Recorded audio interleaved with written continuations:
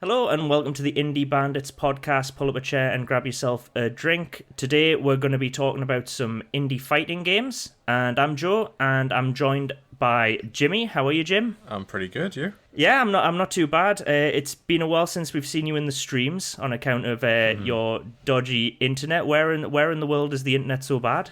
The internet is not very good in Greater Manchester. It's a terrible shame. Our listeners don't know this, but Jimmy is fairly nomadic, and not in the caravan and fortune-telling sense, but you travel the country looking after dogs and cats, essentially. Yeah, house sits, pet sitting. It's good fun. It's a good way to see various parts of the world. In this case, because of a certain coronavirus, England. Yeah, I imagine you'd want to go a little further afield. The plan was to do this around Europe, yeah. So that changed a little bit earlier this year. I'm sure it did, as it did for probably a lot of people. Exactly. And also with us is Archie. How are you, Archie? I'm alright. Yeah, you sound it. You sound super excited. We have to go on record that you are not a fan of fighting games and have not been looking forward to recording this podcast at all. Not especially. But I think we spoke about it a lot during our stream, so... We did. We earlier on in the week, Archie and I streamed the game Archie has been playing, and we'll get on that in a bit. But before we talk about fighting games, I was going to ask if either of you have been playing any other games, anything of interest. I'll go to you first, Jim, if there's anything that's been grabbing your attention other than the fighting game you'll talk about later on. Are we talking about indie games, or are we just talking about any game? Anything, just anything. What's been keeping you busy? I just reinstalled Borderlands 2, and I've been having a bash of that. I really enjoy that game for just one of those jump in and shoot a bunch of things for half an hour. I didn't have anything else that was satisfying that itch, so I've just reinstalled that. Nice. Is that the one we played, Archie? Which one did we have a blast of? Yes, we played the PS4 remaster of that one, I think. It's fine, yeah. I think what you said, James, you jump in, shoot some things, turn it off. There's not much more to it than that. It's a looter shooter, right? Yeah. As the name has become, yeah. Yeah, it's just numbers fly off things as you shoot them, then you get stuff, and then you do it again and again. You get stuff to shoot more things faster. Yeah, and bigger things faster, and it's a nice little... it's quite nice style to it, and it's good fun. Good fun for a quick shoot fest. It's a bit like the... I don't know about like a fruity, like a fruit machine, a roulette machine of games, if you get me. It's just like all these bright lights and numbers and like visual aesthetics, and your brain's just going, give you more dopamine. How fun is this? Yeah, exactly. It definitely scratches a very particular type of itch. Yeah. And what about you, Archie? I assume I have a feeling that you've not been playing things as bright and entertaining as that. Oh, no, not at all. I've been playing, what is it? I eventually went back to playing Alien Isolation, as it's been sitting on my hard drive for a good 4 years at this point. And it's one of those, like, I like horror games, I do get frights by them and all that, but this specific type of horror game where it's kind of a cat-mouse thing, and you're the mouse, that thing really frightens me. Like, like games like Amnesiac. Is it Amnesiac? Yeah, Amnesia, sorry. Ever since I watched Terminator 2 when I was a kid, I've always been frightened of being chased by somebody. Alien Isolation's great. I mean, it's flawed, but if you like Alien over Aliens, this is definitely a game that's kind of captured the spirit of that film. And I would say the superior film. More than any other Alien game has. I mean, I couldn't even... Is there another Alien-based game, or did everything really take it from Aliens? I'm not too sure. No, Alien Isolation gets my vote. What's the difference between... Is Alien's the one where they're on the ship and everyone should stick together, but they immediately just get rid of that plan and they mostly get killed? Alien's, like, slow and boring, and Aliens is fast and exciting, and I definitely prefer Alien. Like, the aesthetic's a little bit different as well. Like, the look of it's, like, I don't know how you describe it. You just have to, like, see it for yourself kind of thing. But yeah. Both class films, though. Both good in their own way. Okay, well, I think we should also mention that we were playing a game that I guess is sort of inspired by Alien. And we were all having our first blast of Among Us. What, you're on a ship and there's one thing trying to kill you, and... Possibly. I don't know. When I was playing Among Us, I got proper Alien vibes, at least from like the idea of something is hunting you down on a spaceship. Admittedly, it's gone with the whole kind of like polymorph idea from that like Red Dwarf episode, if you remember that one, where the thing that can turn into different things is slowly trying to like kill off members of the crew. Yeah. But well, you know what a big wuss I am. I think anyone listening should know that even Among Us is a little too intense for my poor heart. And not as the mouse, as the cat. I get really stressed out by the idea of having to, like, I don't know, out myself as the imposter. I know that's not the point, but, you know, make the move. And I thought good impressions of it. I think we should definitely play that some more and dedicate a full episode to it. I think that should be a full episode, but also maybe some streaming of that as well, if we can wangle a few other people into doing that with us. Yeah, definitely. So before we move on to our games, we'll go through the housekeeping, as I called it, and Jimmy mentioned that normally you have to tell people where the fire escapes are and whether there's any fire tests planned, and we don't have any of those planned, fortunately. And how hilarious would it be if something just went off right now? I'm just waiting for like the fire alarm in my building to go off or something like that. But no, there are no planned fire alarms and there are no fire escapes, unfortunately. So if this does go up, we're doomed. But we're gonna be changing the format of the podcast, at least the indie episodes that we do. This is our last one where each of us will be bringing a game to the table and discussing it. We've decided that it's probably better if we all play one game and we just chat about that. So we're going to drop the kind of show and tell format. Just play one game, discuss it between all three of us. And hopefully it works. Obviously, people can comment, tell us what they think after we do the next episode. But if you are desperately in love with this format, then you should probably let us know before we change it. So if you are listening, you can find us on Twitter at Indie Bandits, Facebook Indie Bandits as well, Instagram The Indie Bandits, because some bastard took the name. And so this is the last time each of us will have a game, and we'll go back to a format similar to the one we did for Disco Elysium. So check that episode out if you haven't already. And from there, we'll move on and talk about the games. So I want to go to yours first, Archie, because I know how much you hate it, and I just want to get this out the way. Well, I don't hate it. Like, I just don't have the expertise to talk about it in any, like, great way. Like, you know, it's like, it's trying to get me to talk about football in a constructive manner, and I am like, well, you kick the ball, and that's the extent of my knowledge, really. Excellent. So what have you been playing? I've been playing Skullgirls. The DeviantArt erection-inducing wankers fantasy fighting game. I think that was the official slogan on I was all the going to say, is marketing. that pulled off the box art, Archie, there? It was, actually. Something was pulled off. I'm being quite facetious. It has... Yeah, like, this is I think we were talking about this, Drew. Like, let's get this style out of the way first. This game is, like, first of all, incredibly well drawn, incredibly well animated, and as far as I've been told and what I've read, it plays really well as well. I don't play fighting games. I'm not particularly good at them, and if you're a fighting game listening to me right now, you must be ripping every strand of your hair out. But the aesthetic of this game and how it looks, fair enough, it's called Skullgirls, but it just looks kind of, like, sad, if I'm being honest. You play as a selection of female characters, there are a couple of males, and they're all just, like, big-breasted, massive hipped, like Bit of a dead or alive situation going on here. Yeah, but I mean, they kind of get away from being cartoon characters, but since they're cartoon characters, it just seems to me to fall into another level of fetishism. and that's the whole thing. I think me and you said, sure, like, you have this game and you're playing it, and like, we're in our 30s, and even then, you just wouldn't want anybody to walk in when you're playing this game. Not that it's that's what we were saying on the stream, weren't we, Archie? We were playing it and going, I'm like, you don't want your mum to walk in on you playing this game because there's no way to talk your way out of it. Yeah, it's just a bit you go, no, but it's a like... really good fighting game, mum, and the combos are good, and they've got these anti-infinite combo mechanisms, and the gameplay is fantastic. Look at the aesthetics. It's Look at this, the animation style. It's brilliant. The quality of animation is unparalleled in fighting games, ma'am. That's the equivalent of like being caught with the magazine and saying you're reading it for the articles. Yeah. Yeah.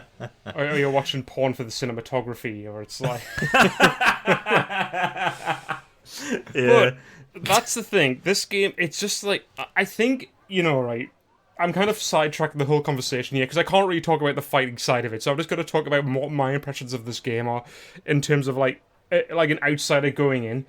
And it's just, I think when people who don't play games look into games and they still see it as this kind of like teenage, like adolescent male like hobby. And if you saw this game, that would just confirm all your fucking beliefs of like, yep, this is still something for like 14-year-old boys, you know what I mean? Like, Yeah. But didn't you pick it though? I think I did. When we were sat around deciding which games to play, I think I did. I'm pretty sure you chose Skullgirls, Archie. To be fair, we had just been chatting about Dead or Alive, so I can fully understand. Like Dead or Alive is art because no, I'm only kidding. But besides the fact that it looks like something straight out of DeviantArt, like. It's so well drawn, and I think like every artist working on this is incredibly talented artists. Like in the terms of like everything having weight and the posing of everything is incredibly well done.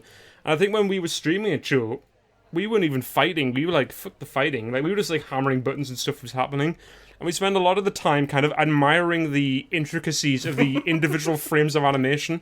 And that sounds dorky, but it's like, well, because it is.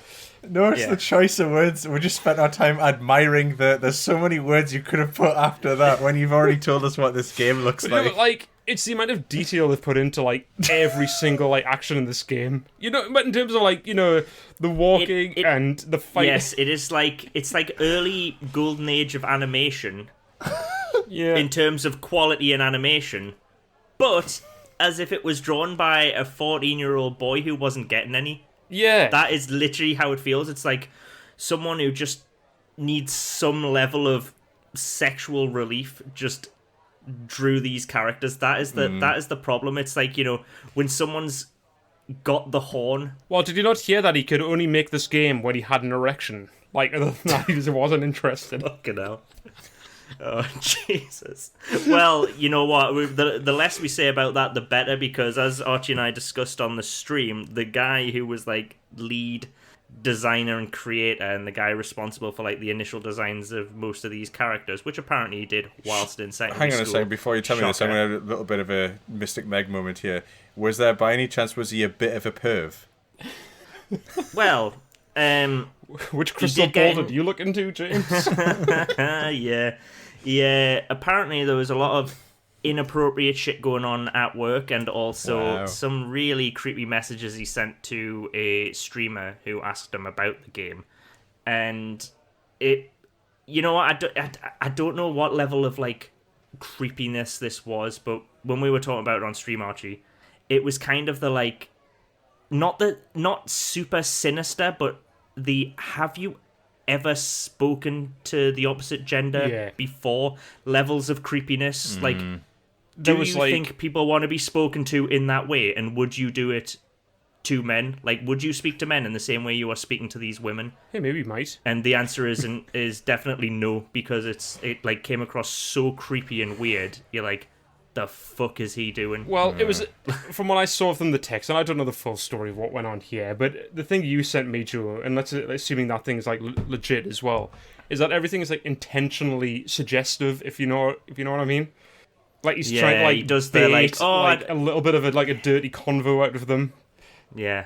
Yeah, it's a bit weird. It's not for, it doesn't make for fun reading. But it's like, it's so cringy, like reading what he's written to another human, and you're going, oh, like even if like you were trying to be funny, it's like beyond like the creepy cringiness of like the British Office. It's like beyond any kind of levels of awkwardness that even like Ricky Gervais would find funny. It is like, it's like watching like a car crash in a conversation. It's awful, really. But it's one of those things, like, given his collection of work, like, do you remember when... Do you know how I was a big fan of Ren and Stimpy? Do you remember when the creator of that came out as a big perv? And it was kind of like, well, obviously. Like, and do you remember it was like, I would have been more shocked had the article came out and said, so-and-so confirmed not to be a perv. And you're like, whoa, really? He's not? Would never have guessed. Or just, it comes out as like, this man has found God and dedicated his life to celibacy now. You're like, nah, that doesn't add up. Well, that's kind of the situation with this, where this article came out about the guy who made Skullgirls, and obviously, I made a generalization about the creator of this before this had even happened, but when it came out, it was like, well, that's hardly surprising, is it? Yeah. And apparently he was weird at work as well, though, and then he like chose a really weird like hill to die on, where the publishers and some like the other parties involved like completely distanced themselves from his studio, and then like a load of members of his studio walked because they were like, his behavior is actually like really weird and unacceptable. And then he went and just sacked everyone else, and now the company still exists, but it's just him. And you're like, what are you doing? It's almost like to say, fine, I'm gonna, I'll make my own company. Yous are all weirdos for like thinking I'm weird, so I'm gonna just have a company. It's just gonna be me, like having a birthday party on your own or whatever. It's like it's a weird decision to be like, yeah, the company still exists. I'm not letting this company die because all my staff are walking because of my inappropriate behavior. It's like it's such a weird, messy situation, and we discovered this after Archie had picked the game, and just before streaming it, I was looking up the game and putting together some notes and found this, and I'm like, this happened like this summer, right, Archie? I think if I'm not mistaken. No, I have no idea. Well, I think it was this year. It was like a month or two ago. And this game came out in 2012, so this has only come out like 8 years after the game was initially released, and like a handful of months before Archie decided to play it and we decided to play it on stream. And we're saying it's such a sad story because so many people were involved in this game, and now if you look up this game, these are sort of the stories that dominate its the like search results for it. I wanted to like talk about like how good like the art is and all that. Maybe not the design of the characters so much. Obviously, it's not like a style I'm very fond of, but the way they like are animated and well drawn. The same for all the backgrounds and all that. And it's just like there's a lot of skill that's gone into making this game. It's probably the same for the fighting, but I wouldn't know. The fighting felt good to me. I mean, I had no clue how to do half the things to make it like feel entertaining. Because I'm shit at fighting games basically, but from what I've read from other people, it's like a pretty solid fighting game on top of that. So I mean, it's had a lot of like good work go into it from what I've read, and everyone seems to like it. It's just a shame that this additional story's come out that's gonna just hang over this game for, I don't know, probably for a long time, if not forever. That's probably going to be the defining thing about the game, isn't it? But then then you wonder, is that being known for that might actually help sales, because people will always be talking about the game. I don't know if it worked for Weinstein films or Michael Jackson's music, but it seems like I'm wondering, is this going to be, like you said, it might improve sales, or it might drastically it might destroy it as well. Yeah, I haven't actually read anything about what happened, so I don't know how serious these things were. I guess, was he just being a bit weird, or was he being like? Yeah, exactly. Like, we don't know that. A lot of weirdness. Apparently, like talking about his genitals like far more often than is acceptable at work, which I think being at all is the level of amount of you can talk about your genitals at work. Yeah. Acceptably. I think if you have any doubt whether you can or can't talk about your genitals at work, I think you should err on the side of caution and just not talk about them. I think the only time it'd be acceptable is if someone kicked you in the crotch and then you just screamed out accidentally, "Ow, you've just kicked me. You've kicked my genitals." Balls. Yeah, I think that'd be probably about the only acceptable time. Or your job directly pertains to genitals. Like if you happen to be a doctor of that particular area, then in that case you're allowed to talk about people's genitals. Probably not your own though, right? That would probably start getting a little bit weird if you walked in and they just you don't go to your doctor for a checkup and he goes, "Yeah, everything looks fine." not as good as mine, but yes. I reckon that's Let me probably show not you mine. acceptable then. No, not at all. Yes. Well, before look, he was inappropriately talking about his genitals. Let's not us get on to talking about his genitals, and we probably might want to just leave that like car crash of a story behind, and just say a lot of people worked on a game, and as you said, Archie, it's a good game with a few I think it's a good game. decisions that we didn't find. Yeah, it's the problem with fighting games. Necessary. I think wholly is that unless you know how they work like pretty well, for me personally at least, I really struggle to enjoy them like at all. Something like Marvel vs. Capcom I can get away with because it has like an idiot mode for somebody like me who can just go in and like bash out a few combos and it feels satisfying. But while with this, it feels like in order to get that level of kind of satisfaction, you've got to be actually quite good at it. And man, I was all thumbs when I was playing this.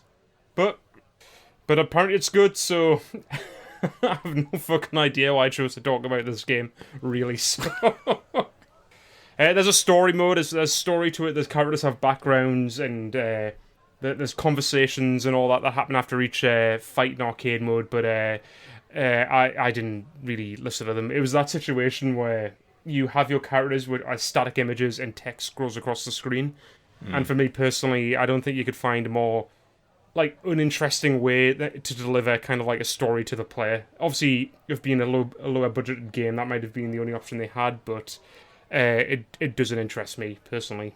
So I just skipped all of that. That might be a good story as well. I have no idea, but I don't play fighting games with a story. Yeah, the latest Street Fighter did a similar thing. The one we got free on PlayStation Plus quite recently. Even their arcade mode is just like still images with like subtitles and voiceover.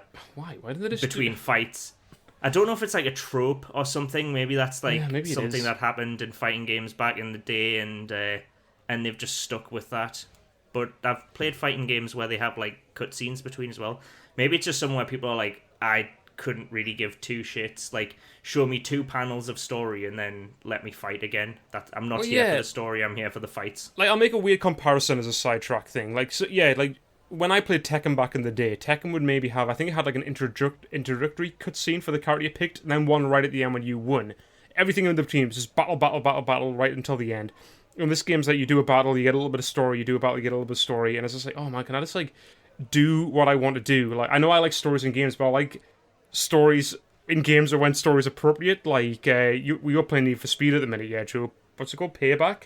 Oh my god, the story in that drives me nuts because I've been playing a little bit as well, and it's just like, not that the story's probably bad, I'm not too sure, but I want to drive these fucking cars, right? And the game's constantly being interrupted to give me some exposition about characters I don't care about. And in contrast to Need for Speed Hot Pursuit, which came out about 10 years ago at this point, they just give you a bunch of tracks to race on, and it's great. You just go in, right, I'll do that one, and you just race, and you do what you're supposed to do.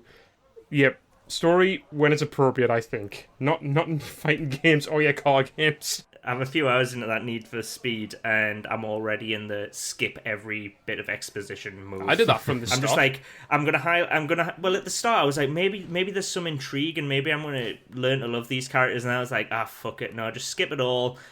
Set the GPS to somewhere on the map where there's an event to go drive the cars, and I'll drive there and I'll do the event, and the second they start talking, skip that shit and hit the accelerator, and I'm done. Yeah, I wasn't interested in the story. It might be good, but I've no idea. Right, well, shall we move on to your game, Jim? Because I think you had a more favourable experience than Archie. I'm hoping. So yeah. What did you play, and what's its crack on? I was playing a game called Pocket Rumble, which has been out for a few years, and developed by Cardboard Robot Games, which actually took a fair bit of finding out to try and find that. There's no wiki page or anything I couldn't find. And actually, Archie, you might have appreciated this one a bit more because they call it a beginner-friendly fighting game, in that it's very easy for someone to pick up the controls and be able to do pretty much all of the moves that a character can do. Okay. It's a very simplified 2-button fighting system. So that was what I read somewhere. Yeah. I was gonna ask about that. Obviously, you've got your directions you can jump in, but there's only 2 attack buttons that you can press, and you can either press them separately or together, and then in conjunction with like a different direction means that you do a different attack. So it's really, really easy to pick up and play, and it's got a nice pixel art style to it. It's sort of one of those games you can, as I was saying before about Borderlands, it's almost like a fighting game version of that. You can pick it up, have a few rounds, and then put it back down again. It doesn't have a story at all. Well, actually, does it? I'm trying to think, because I don't know if I played just the arcade mode. There might actually be a story mode, but I only played arcade. But as for arcade, it's straight into the action, no messing about. Yeah, there's what is there, 8 or 9 characters, and you just basically fight each one every round. If you beat them, best of 5. If you beat them, you go through. That's quite a lot for a round of fighting games. Usually it's best of 3, isn't it? Yeah. No, that's actually the other thing that I thought was really good about this, and I didn't realise, even though when I was playing it, it did feel fairly balanced. I've actually, since looking it up afterwards, realised that actually every hit does 1 HP of damage, and every fighter has 12 HP. So there's no, like, this guy's extremely slow but hits way harder, this guy's really fast but hits... He doesn't do as much damage. It's actually like all the characters are fairly well balanced. You just have to find one that fits your style of how you play the game. So it's more about landing the hits. The game is essentially you have to land 12 hits to win. I mean, if that's what, I said I read that afterwards. While I was playing it, it certainly didn't feel like you had to, that there was any difference in the characters. Like, I played as every character. I went through a round as every single character to kind of get a feel for them. And then plus you're also playing against each of them, so you kind of get a feel for them as well. And it felt balanced. I was better with some characters than I was with other characters, just with their moveset and things, and the way they jumped around. And the thing about the game that I thought is quite good, though, is you can tell that there's enough in it, even though it's a very simplified fighting system, as in 2 buttons.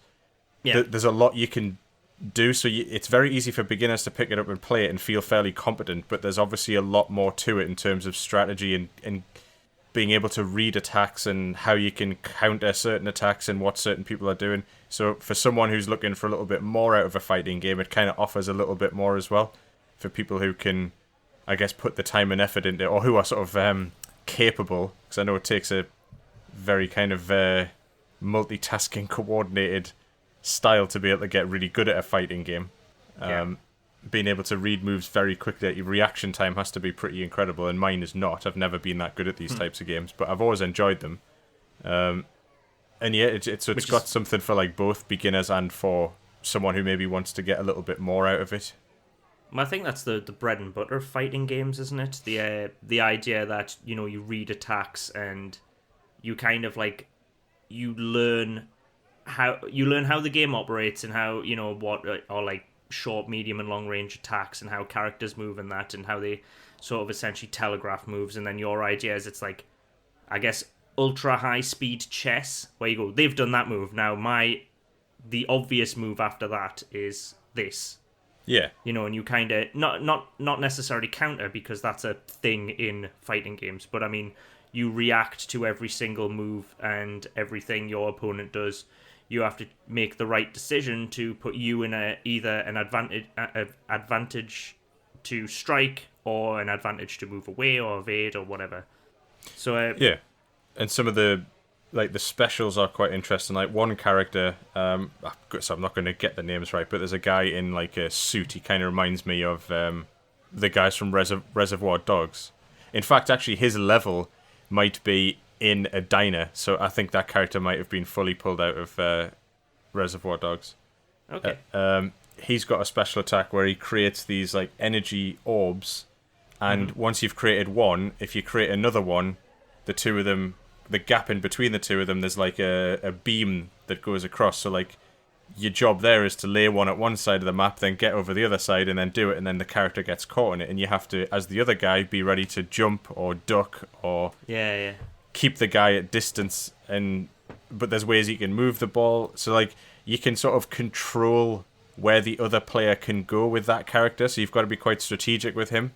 Okay, so like control the space or the combat area. Yeah, you're sort of controlling how the the match, where the match is fought, I guess. There's another guy who's got a very he's obviously been pulled straight out of Street Fighter. He's got the energy attack that is it Ryu has in Street Fighter, like the fireball. Yeah, he's got like that. I think he's the main character that you see on the front cover of the box art and stuff. So again, that would be quite a good counter to this guy with the orb, because you can attack him from range without having to get close and get inside the. So there's lots of different things. The character I like the most had this ability where his special turned him into I think it was a werewolf, but that lasts as long as you don't get hit. So as soon as you get hit, he comes out of that special and you're back to none. You can't get it again until you've kind of built up your energy back. Like a meter, yeah. Whereas other people can do their energy attacks far more frequently. His is quite good, but if you get hit, then you come straight out of it. And so there's like a risk-reward thing, like how aggressive do you want to get when you've turned into the werewolf, or to be honest, you have to be ultra aggressive because you're going to get hit.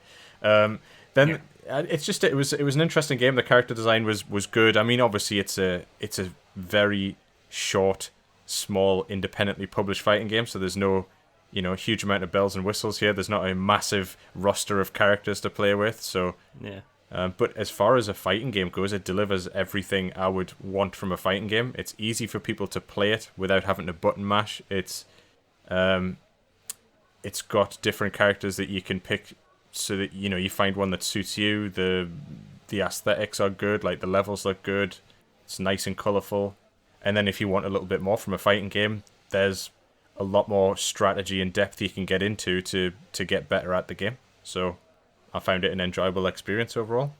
Nice. I've got here that it's still, well, on the Steam page. It's in early access. So did you feel it felt like unfinished, or do you think in the current state it is, because it's technically, according to the developers, not finished? Did it feel like developed enough that it's like it would be worth picking up now, even in its current state? I would say if you have mates that you'll play this game with, I think I'd be quite happy to pick it up. It's not expensive, and I mean, for £7 you've got a solid little fighting game. I would say some of the AI in it is questionable. Right. The AI annoyingly sometimes does resort to what I would consider button mashing, as in like repeating the same attack over and over again. And if you get trapped in so if you get pushed up against the edge and a character has a very sort of fast, annoying, low leg sweep type of attack, there was one game where I literally got hit by that about 10 times, just over and over and over again in the corner. I couldn't get up, I couldn't do anything. I was like, wow, this is like playing against someone who doesn't know what they're doing, not the AI, who should be, performing all different manner of attacks. And yeah, so I think if you're playing against other people, great. But then I was kind of wondering as well, I mean, how far can they possibly go as a small studio when it comes to fighting AI mechanics? I've got no idea how that works, but I imagine it's quite a complex thing to get right. Yeah, especially to get them act like humans. I think the idea is they'll always just pick the best move for the situation they're in, which is why they probably end up in this loop that you were talking about.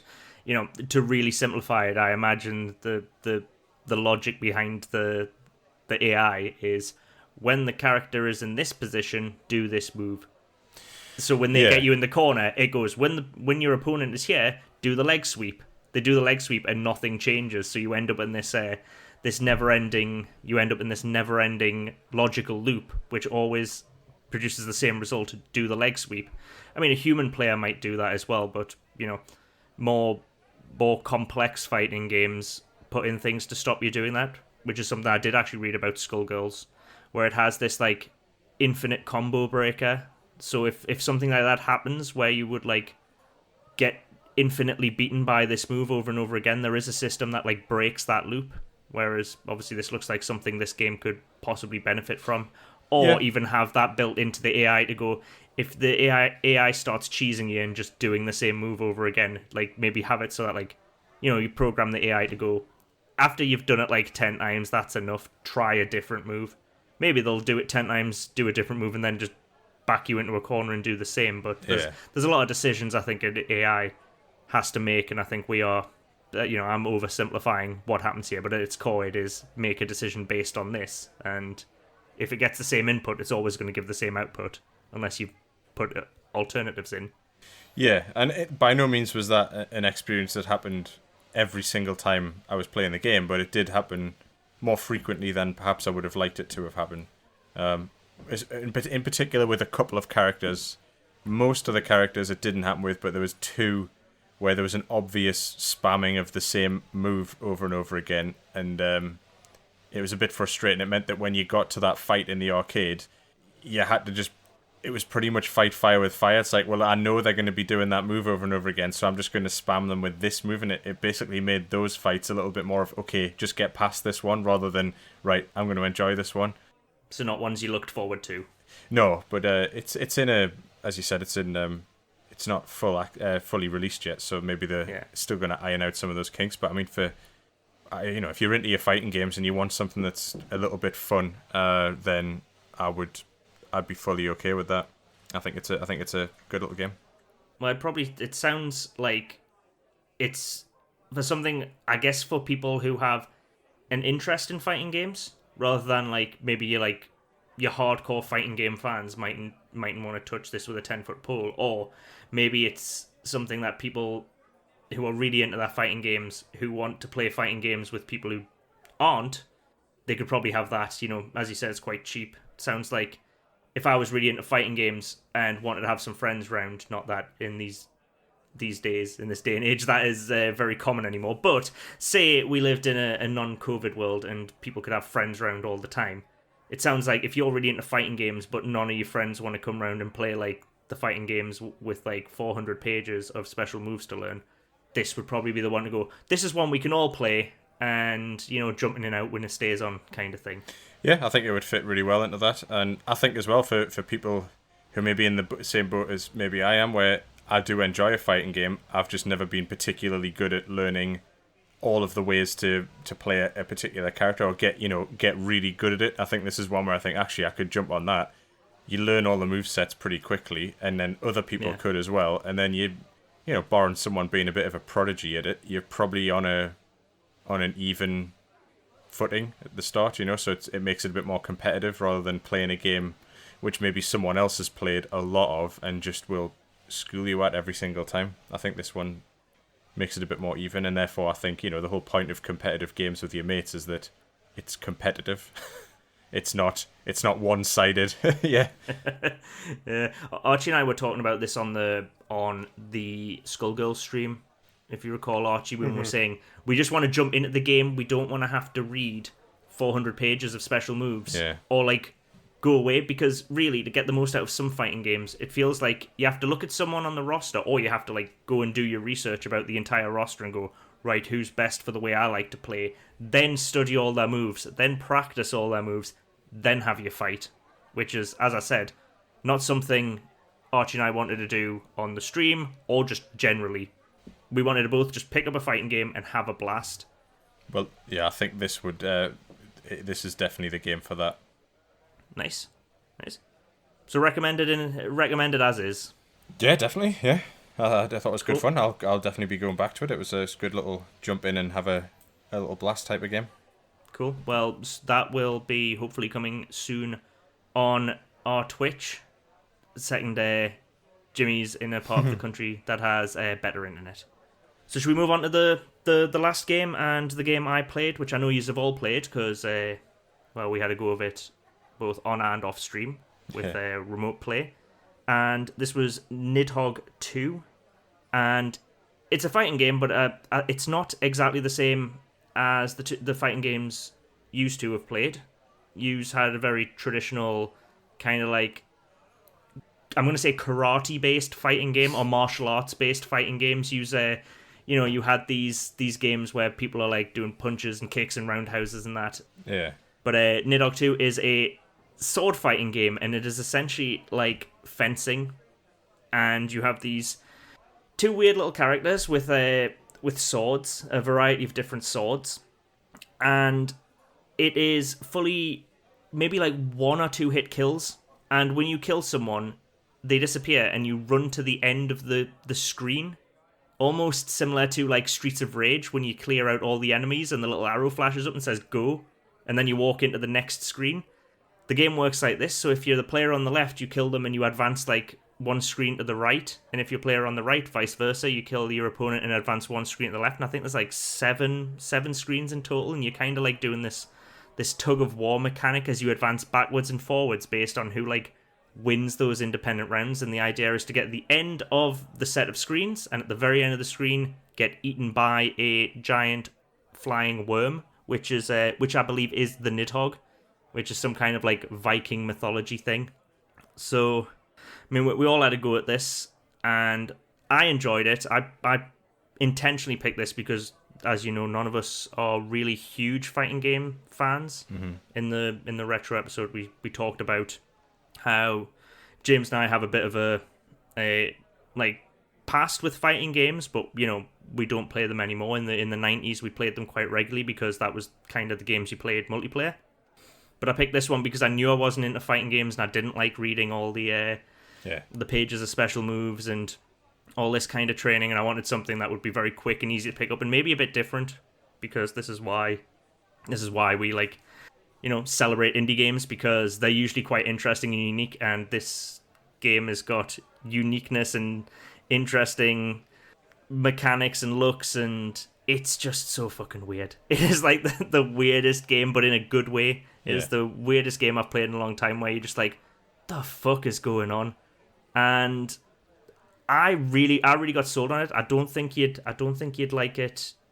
Well, you could like it if you like other things, but if you are looking for a fighting game, this is not really probably what you'd expect. No, I think if you were looking for something like the typical two characters on a screen, Mortal Kombat, Street Fighter style, it's not that, is it? It's completely different. No. It's a fighting game because there's two people on the screen, but it's not a made in the mold of every other fighting game people are probably thinking of when they think of fighting games. No. It reminded me a little bit of Star Wall. You have both played Star Wall, right? With the flying space narwhals that like joust each other with the horns on their heads. Yeah. To me, it's more like Towerfall, if you remember that. The more I think about it. Yeah, You've got Towerfall, and you flatten that all out onto a single kind of like level. A single plane that, that's what it kind of reminds me of. You've got a bit more like moves than they do in that, but it's more like that, where it's very quick, very immediate, jump in, jump out, kill your mates. Yeah. It's and I thought it was, like you said, it's jump in, jump out. It's something that you can every time I played it, it was very much a case of, I sort of get this. Like, I don't fully get this, but I understand it enough that that it doesn't matter. Like, if you've played it for a bit or haven't played it at all, you'll very quickly get it. Like, just you hold your sword where you don't want to be stabbed, and then you'll parry. But if you're holding your sword at a level like where the sword that your opponent isn't swinging at, then you're going to get stabbed. It's essentially like the combat goes down to positioning your sword, which is I think it was 3 levels if I recall correctly. You can like hold it high, medium, or low to the ground. Mm-hmm. Yeah. And you use up and down to change the level your sword's at, and then you have like a lunge button, and that's essentially it. You move your sword to the like stance you want, and then lunge at your opponent and hope that their sword isn't blocking that. And you can throw the weapons as well, can't you? Yes, I think that's a game changer. I think the game without that would be like significantly more boring. The idea that you can just like you can just lob your sword across the entire screen, and it's a what they call it, like a Hail Mary, isn't it? It's one of those moves where you give everything at it, but it can pay off, like high risk, high reward. And yeah, I think that kind of like made the game significantly more interesting, that it has this like level of stupidity in it, like moves that are like inherently stupid. Like you wouldn't see anyone in fencing like just throw their sword at their opponent, because if any miss would just be like game over, because you're the one twat stood there with no sword. But in this you can, and then you can sort of like gung-ho it at them and try and like jump over them and hope they don't stab you, but it all ends up very Star Wars with the higher ground, doesn't it? It's like the second you've got no sword and you try and jump over your opponent, it's pretty much going to be game over unless you're pretty amazing. Yeah.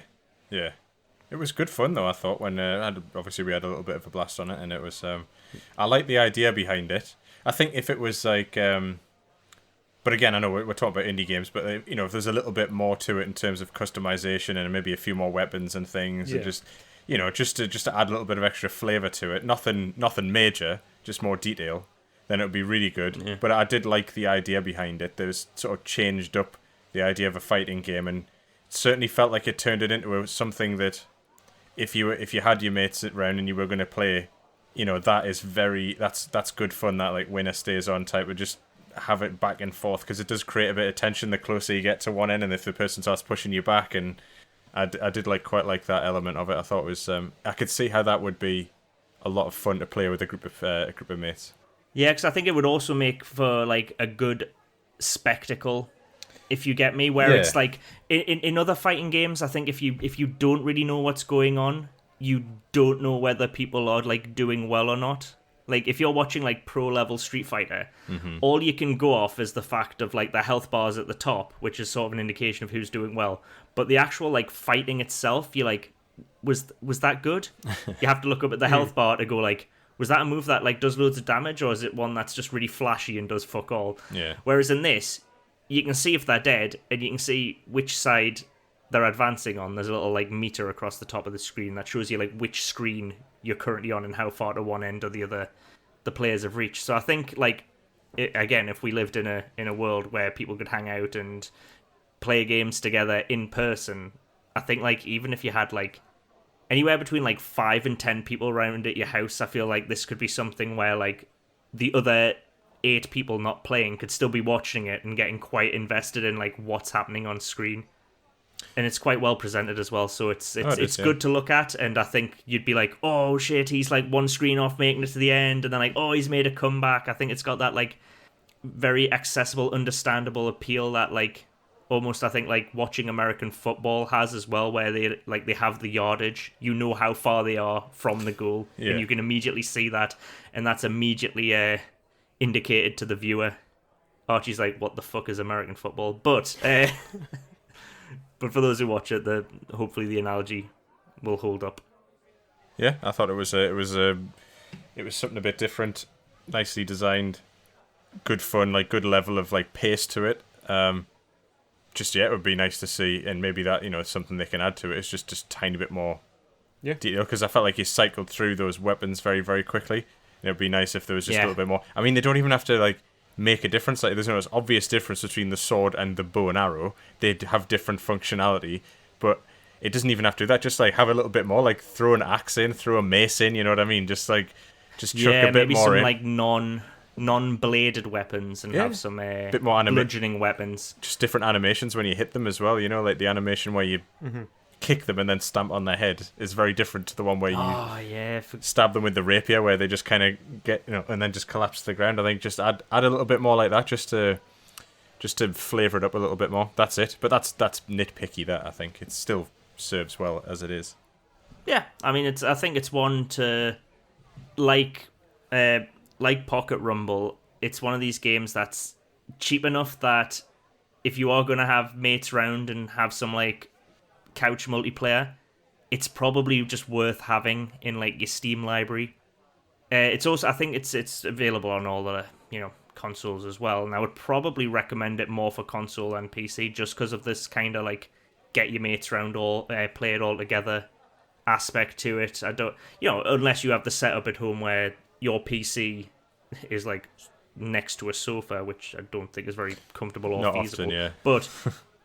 But if you have console set up in your living room, for example, that would definitely be a game where it's like just pick it up and have it there, so that like anytime folk are around, just pass them a controller and go, this game's funny as fuck. Have a go at it. If you lose, just pass the controller to the next person and go like that. Yeah, I fully agree. I think it's definitely better for console than it would be for PC, just because of that like couch co-ops sort of edge that it has to it. I think it's a game that would be very well suited to that. I couldn't imagine. Is there a single player on it? I'm assuming there is. There is, and there's no story, so Archie, well, not that I could understand. I mean, I guess the story is that like Viking Norse mythology crack on, but the the idea is just like every other fighting game. The story is just fight different people in different locales until you've fought everyone and won, and that's sort of it. I played it, and with like the AI, it's kind of like it's fine. Like you'd play against the AI maybe to like practice, but it completely lacks the idea of like you working out how your opponent plays, which I think is one of the joys of any kind of fighting game. Like once you work out the moves your opponent likes and how to beat these moves, that's where the fun really starts. And you know, if you know someone likes to occasionally like throw the sword, if you work out when they like to do that and you duck and dodge it and they're stood there with no sword, or just raise your weapon up high, it pings it back to them, doesn't it? It reflects back to them. I think that it does with the arrows. I think if you deflect, you can deflect the arrows back into your opponent. Yeah. But like that kind of thing. Like when you work out how someone likes to play and then they switch it up because they've worked out that you've worked out how they play.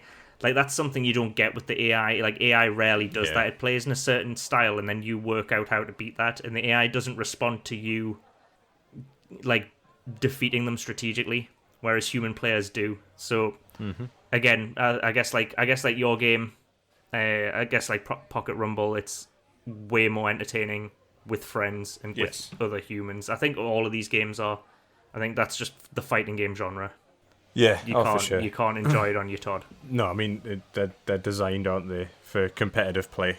And you need, even if not when I say competitive, I don't mean win at all costs. I just mean there are two people competing. Yes, exactly. Yeah, and no matter what level of competitiveness you have, I think fighting games are good for that. Depending very much on the fighting game, and I think the two that we played, Joe, work for people who play lots of fighting games but also play almost no fighting games. I think they could jump in and feel like they're not going to get absolutely destroyed by someone who's played that game a little bit more, because it's quite easy to pick it up. Definitely. Well, I think we'll leave it there. I mean, this is potentially the last time we're going to have this multitude of games, and maybe the last time that we're ever going to do a pick of the podcast. Rest in peace, pick of the podcast. We hardly knew thee. But rather than picking one outright, I would say really just sum up what we thought. I'd put mine down as something a little bit different that people might want to have a go at, whether they're interested in fighting games or not. I don't know how you'd sum up yours, Jim. I think mine's good enough. Good for people that enjoy fighting games, but maybe not to a level where maybe people who enjoy fighting games but maybe aren't quite brilliant at them, and maybe get a little bit lost in some of the other games where you need to learn all these combos and be really, really good at it. This is a pick up and play, very quick, easy to understand, easy to play. Anybody can play a type fighting game, so it ticks more boxes for more people, I think. Traditional fighting game for the casuals. Excellent. Yeah. And Archie, trying some of Skullgirls. If you like fighting games and you're a bit of a pervert, I think we found the game for you.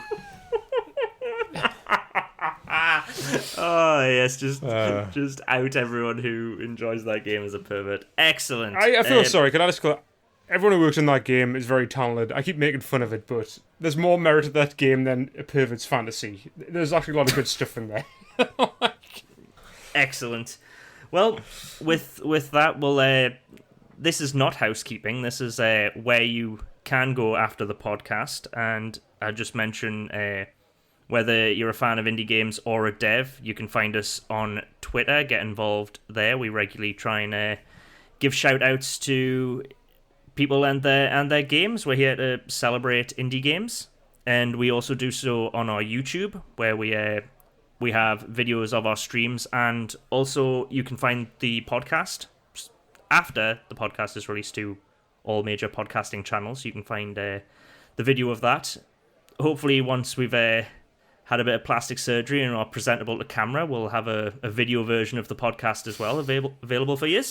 And the one place I think we'd probably like most of our listeners to come interact with us would be on our Discord, where we chat about all sorts of shite, including indie games. And there's a lot of indie devs in there as well, so you can actually talk to the people who are making these games. Exactly. Don't forget our Twitch as well, where we stream games and talk about all sorts of shit, including Haribos generally. How Haribo-like the enemies in certain games are.